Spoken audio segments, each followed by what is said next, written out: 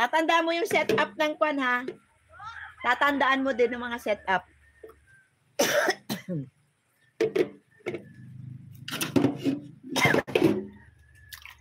Ay, Kuya Jeff, shout out.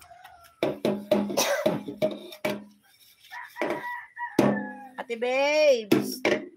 Kuya Jeff, miss you. Pasensya na, Kuya Jeff. Wala eh.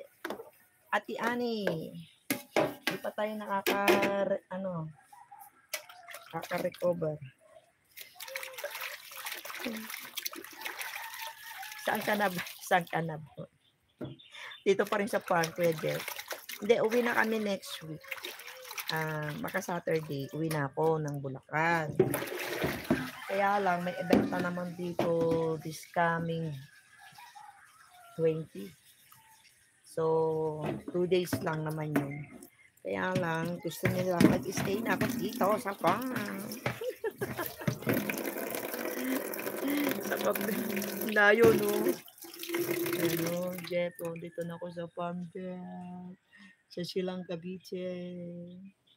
Hello, Kevin. Na-miss you so much.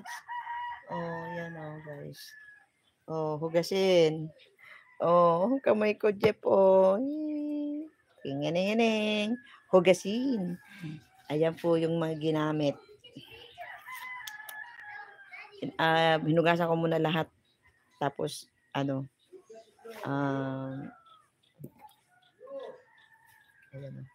Ayan, ito po yung mga, ayan malawak po yan, Kuya Jeff. Hindi akin to, ha, tandaan nyo. Kasi sabi ng iba, akin daw. Oh. Diba? Pag may event kasi at Kuya Jeff. Pag may event. Tenenen. May kanya-kanya yung trabaho dito. Tapos kami ang cook minsan. Kami ang tagahugas. Pag may event, may sweldo naman. Kaya lang, siyempre, medyo pagod. Pagod lang, Kuya Jeff. Yes, it's not a garden, it's a farm. Yeah. Yeah. Beautiful garden. It's the same pala. Ano ba? Garden? Iba yung garden, iba. Pero ang nakakatuwa lang dito, Kuya Jeff, may mga gulay. Pero sa ngayon, mga papaya, kalamansi, tapos malunggay, yan. Sagana naman sa mga gulay. Ngayon puro kami gulay kasi 3 days puro karne.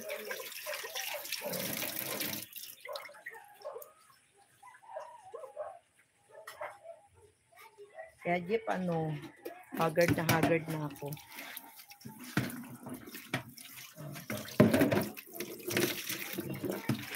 Ayan, shout out po sa kaya tayo ay walang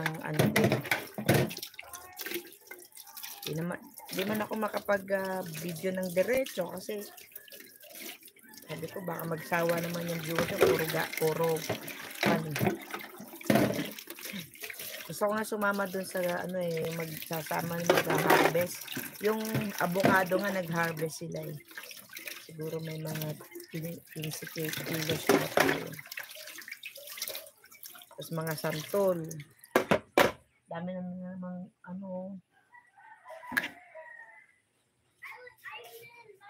tingnan mo si Amar Ataran doon.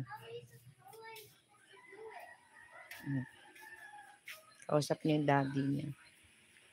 Yung mga aso.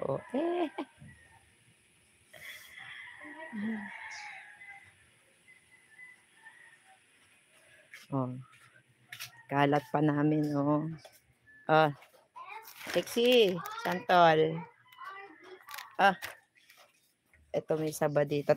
Itabi na muna namin yung saba, mamay lalaga namin to ulit. Yan. Sagana naman dito sa amin. Yan.